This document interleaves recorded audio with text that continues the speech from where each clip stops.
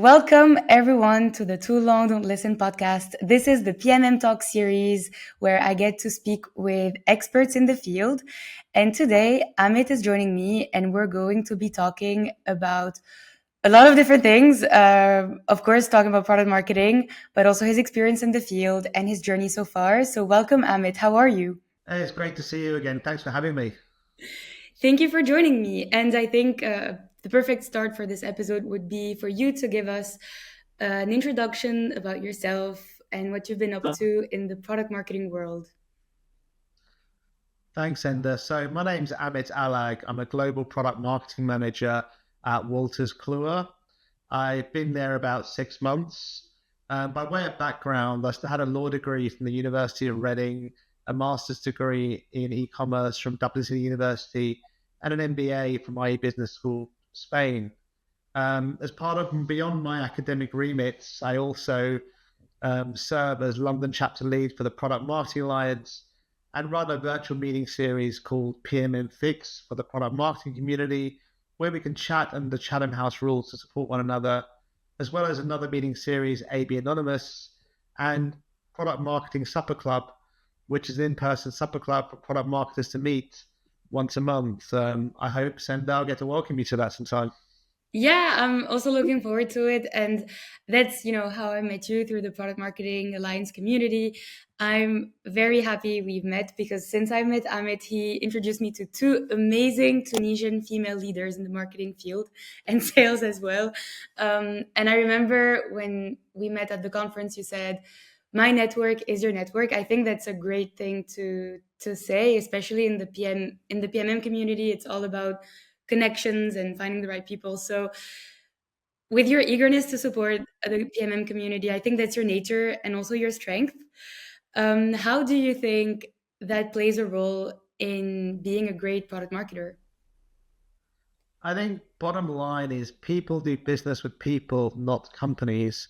If you come across an authentic person and being your authentic self, willing to help, it works wonders. It opens doors that could never open before. Most people have the attitude, what's in it for me? And they don't have the authenticity. And yeah, they don't generally tend to be successful in life.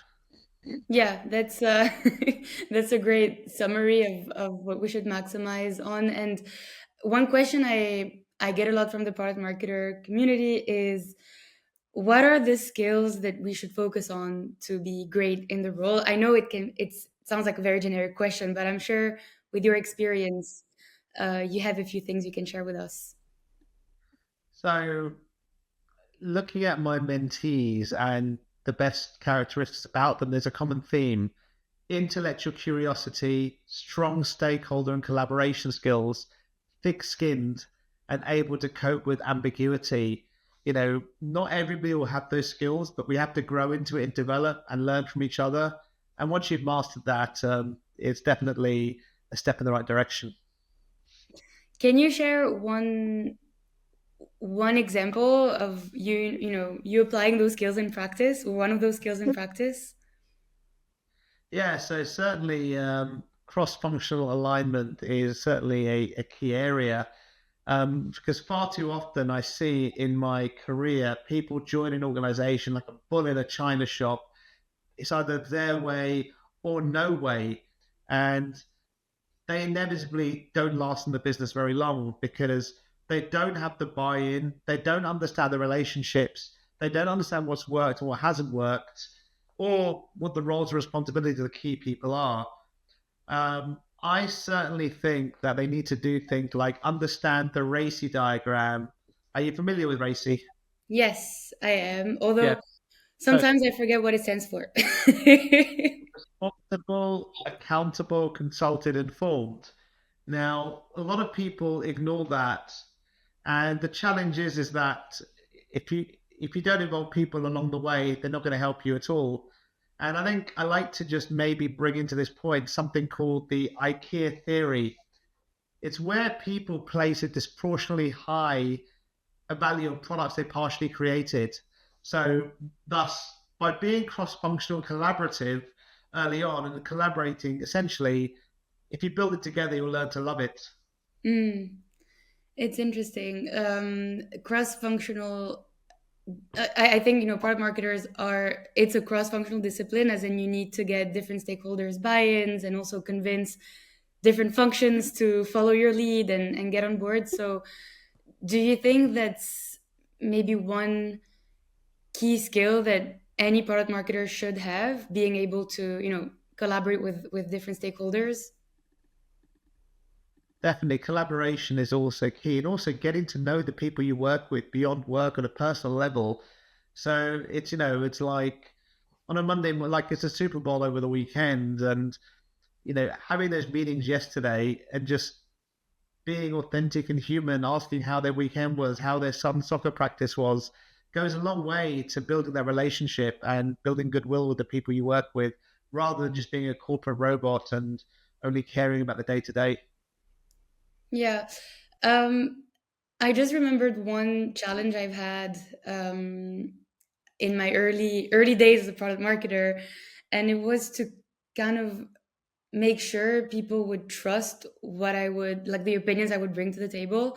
And to your point about cross-functional disciplines, I think it's tough to build that almost like your personal brand in a company. Do you have any advice for an early PMM to get that, ways to get that buy-in quicker or easier and to build trust with stakeholders? Absolutely. So the world we live in today, you've got a new workforce who are what I call Generation Z. They were educated and grew up in the pandemic, so most of their life has been so remote. They've never worked in an office. So what I have done to help my peers is formulate something called a go-to-market template. So this is a cross-functional document which drives alignment between product, sales, customer success, demand gen, and other stakeholders to make sure we're all on the same hymn sheet. It prompts questions like, what problem are we solving? How are our customers solving this solution today? And how are they solving it with our solution, without our solution? Now, the challenge is that no one, everyone's rushing to launch, and they don't ask what are the metrics that define success. This document gives you the playbook on how to build that cross-functional collaboration. And I think also what we lack in our product marketing world is retrospectives, understanding what worked, what didn't work after every initiative, because it's not to chastise people, but it's to really help understand what can we scale, what can we eliminate, and always focus on iterative improvement. I Hmm. mean, I've actually got the template I wrote on this area, and I'd be happy to share it with you and your community, anyone who wants it. Just let me know. I mean, of course, we'll share it. So thank you for mentioning that. And it's interesting that you've already mentioned, I think in less than 10 minutes, you already mentioned like a few frameworks. So I'll make sure to link to them in the description. So if anyone listening wants to give it a look. Speaking of resources, I know we've already mentioned you're very active with the PMA community. And one thing you wrote about and you were very open about was your redundancy. And Sure. I have here a quote from that blog that you wrote, which I was, by the way, very captivated by. And thank you for being so open. You said, by staying resilient, maintaining your confidence, and supporting others, you can turn this period into a chance to reflect, upskill, and realign with your goals. And I wanted you to maybe expand a bit on this because I think to anyone listening, I'm sure you've been through a very challenging path or a phase where you thought that everything was going wrong and you couldn't see the light at the end of the tunnel. So it's very hard to turn those moments into opportunities for growth and also reflecting back on what your goals are. How was that experience for you, and what are the key tips you could share with us today? I think, being made redundant. I mean, I was made redundant in April last year, and it sucks. It's soul crushing, and you feel like something's been taken away from you. For me, the situation was that my work had become synonymous with my personal life, and it wasn't losing my job which upset me the most. I'd always been a planner. It's what's coming next for me. What does the future hold? And it was like facing up a cliff edge. Now, I very quickly went from why me to try me. And I could have become very reclusive and on my own and withdrawn, but I went the opposite. I very quickly realized that my company didn't have a use for me, but I still had skills that would benefit others. Mm. So I threw myself into PMM Fix, founding the PMM supper clubs, and mentoring because there were other people, even though my journey had come to an end, other people's hadn't, and it was my duty to help them. And so certainly it's a case of recognizing it's a storm it'll pass. I mean, on that note, I mean, like this week I learned that of my mentees, two of them who were made redundant got jobs this week. So the market is picking up, and there will be something out there for you. And like Sender, you reminded me, my network's your network, and I'm happy to help anyone in this position. Thank you, Amit. And I remember also in that blog you mentioned, which felt like a bit of us sneak peeking into your diary because it was very personal. But you also mentioned the power of the community and how you were attending this event and you weren't sure if you should say that you were made redundant. And so, how did the community help you in that situation? And also, how did you leverage your community at that point? So for me, it was all about building the community of like-minded peers, because there are other people that run communities, but they do it for a selfish purpose to monetize those relationships, to sponsor the hell out of them. But our community doesn't want that. Our community wants a safe space to chat, vendor neutral, to discuss issues of concern amongst their peers, to seek support. And that's the sort of community I've built. And I think, one of my personal values is Seva, helping other people. And, it's my duty to send the elevator back down. And, so some of the values I epitomize in my own community and that I encourage others to live by in the one I have built is you're not alone in the challenges you face. Resilience is the foundation of community. We rise by lifting others, and real change starts here. I mean, one of the challenges is that, you meet a lot of people in the community who are only in it for themselves, but those people don't go far because they get found out very quickly, and you know, burn bridges. Yeah. Um, the notion of community is very common in product marketing, I think, and I want to talk about two other guests I've had on the podcast. I'm sure you know them, Tamara Grominski and Hattie the PMM, and both of them talked about building a community from an authentic point of view and just being genuine with your opinions and where you're coming from. And so, in your view, you've also built your own community. So what were maybe the key pillars or the most important things that you had to put in place to make sure that your community was as open and transparent as it should be? Yeah, what do they say? Birds of a feather flock together. So it's interesting by being an example of by being the person that wasn't there for me that I when I needed it growing up, that I am now. Is kind of I've met people with a similar values, and they align in the community. Like for example, PMM Fix, the Supper Club, AB Anonymous. They're all very similar. We all have a very altruistic view of helping others and practicing the art of seva, and not necessarily and also being very altruistic. And that's a key foundation of the community. I mean, I get a lot of requests to sponsor my community. I haven't pursued any yet because the community tell me that we love the fact that we can be safe and honest here, and nothing we say is going to come back to bite us. There's also a case of being transparent as well and admitting where you're strong, where you're weak, and where you can help people.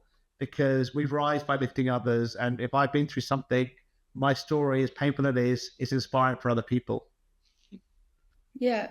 Um, I honestly, Amit, hope more people could be as open as you are. It's very rare to find that balance of, you're open and willing to help, but you're also strong when it comes to like setting boundaries and not letting others use you in in different ways. I think this is something that also came up in one of my conversations with, I think it was Elliot, the Mhm. story, I call him the storytelling teller Yeah. magician. And it was about making sure that PMMs are not just taken for granted and being perceived as order takers. um, how do you think we can stand for ourselves a bit more? Because that is, it's almost maybe a misconception. I'm not sure. Maybe you can share your thoughts on that as well. But yeah, what do you think about that, and how can we be a bit more like, we're here, we are willing to help, but also there's some boundaries here, you know? Yeah, I think it's a case of clarifying what product marketing does, because product marketing is only a 13-year-old profession, and it's been born out of product management. So, for example, I talk to my mentees who are capable of so much more, and all they do is put together PowerPoint decks. Mm. So I think I put it on them to say, look, it's your duty to come up with with a product marketing charter to educate the business about your value. It's easier to ask for permission than forgiveness. Hop on that sales call, you know, put together that brief objection handling, just push yourself outside your comfort zone and boundaries. I mean, product marketing is so wide. We all have specializations. I've found mine. And like, we discussed at the summit, every job I do, I take the best 20% of every job and make that 100% of the next job. And that equally applies to product marketing. You know, don't be a generalist. Find out what you enjoy and scale it. What is your joy, or what was the joy you identified? I like the commercial side, so sales enablement. I like storytelling, and I like competitive intelligence. So anything commercial that moves the needle for the business, I like. And what are the resources or the I mean, except for of course PMA, but I'm sure you can share more frameworks, resources, anything that could help anyone who's interested in upskilling their game in the commercial side of product marketing. I mean, I wouldn't necessarily say the commercial side is just to learn more about what the business values, what metrics move the needle, and focus on them relentlessly, because that will get you noticed, that will get you promoted. Mm. But I do have some suggestions on improving your soft skills and personal development as a product marketer. But I'll let you remind me of that point when we come to it. Regarding the sales enablement, I wanted to ask you about your perception of product marketing in a B2B SaaS versus B2C. So I had a call this morning with a startup founder who is looking to hire for a PMM, and he told me, I think PMMs are here to serve sales.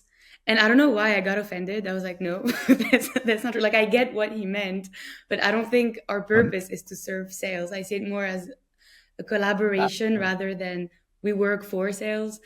What are your views, especially that now you said you're specializing in sales enablement? What do you think is a product marketer's role when it comes to sales enablement? Is it really serving sales, or is there more to it? I mean, that's an interesting viewpoint, and it's a very dangerous one, and I see more and more of it. And the reason why we see this is that in this world of cutbacks, sales and marketing headcount has been culled, and they're merging the roles together to report to a chief revenue officer. And I always tell my mentees, if you see a product marketing role reporting to sales, run, don't do it. Product marketing should report either into product or a separate marketing function, but I see more and more and the future reporting to product. Now, as for the challenge of reporting into sales, it's dangerous because product marketing is about positioning and the messaging and setting up the function and the single point of truth for the long term. Mm. Whereas if you report into sales, you become more focused on lead generation and on campaigns. When leads are low, product marketing will get told, do another campaign, and that's not product marketing's job. Because you just become more execution focused rather than strategic. So I think by all means, product should partner with sales, understand why we win, why we lose, and give them the resources to capitalize and mitigate those risks, capitalize opportunities, mitigate our risks. But no way should sales ever tell product marketing what to do. I like that. I'm keeping that in mind. But it's true. I think so. I've worked in both B2B and B2C, and the thing I hated most about B2B was I felt like I was a slave for for sales and just didn't feel right. Like we need this one pager, we need to do this deck, and we need to do this. And I felt like it should be more of a partnership. Like here's how you can nail your decks, but I'm not gonna do every single one of them. There's limits. It's usually one versus 20. One of us and 20 of them. So yeah, thank you for sharing that. And Amit, now that we're reaching the end of the recording, my final question to you is if you could share one tip or one thing you want people to take away from this episode, what would it be? Goodwill is a finite resource. Don't tap the well without replenishing it. So, being an altruistic individual as I am, I have had my goodwill taken advantage of. For example, a number of product marketers would come to me and ask me for help with a case study for an interview, and I would unreservedly help them do it. Now, I would never hear from them again, and that hurt because they just took advantage of my good nature and didn't even call to say thank you. Now, that approach burns bridges, and as a product marketer, if you keep tapping the well like that and not giving back, nobody will want to work with you. It'll hurt you personally and professionally. The best product marketers will be remembered not for how good they are at their jobs, but how they made others feel, and not only have benefited from the goodwill of others, but also given back. Wow, I think that's a big lesson, not just for product marketers. I hope anyone listening to this will take that as a lesson or, yeah, a takeaway. And to add to what you just said, I think also where product marketers are being defined as very empathetic because we listen, we care, but it's not just about caring, it's about also giving back. I like that a lot. So thank you so much, Amit. And oh my God, I have so much to give back to you. You've been so helpful. I'll make No sure problem. to keep up with giving back. And yeah, it's been great talking to you. Thank you for coming on the show. No problem. And have a great week ahead.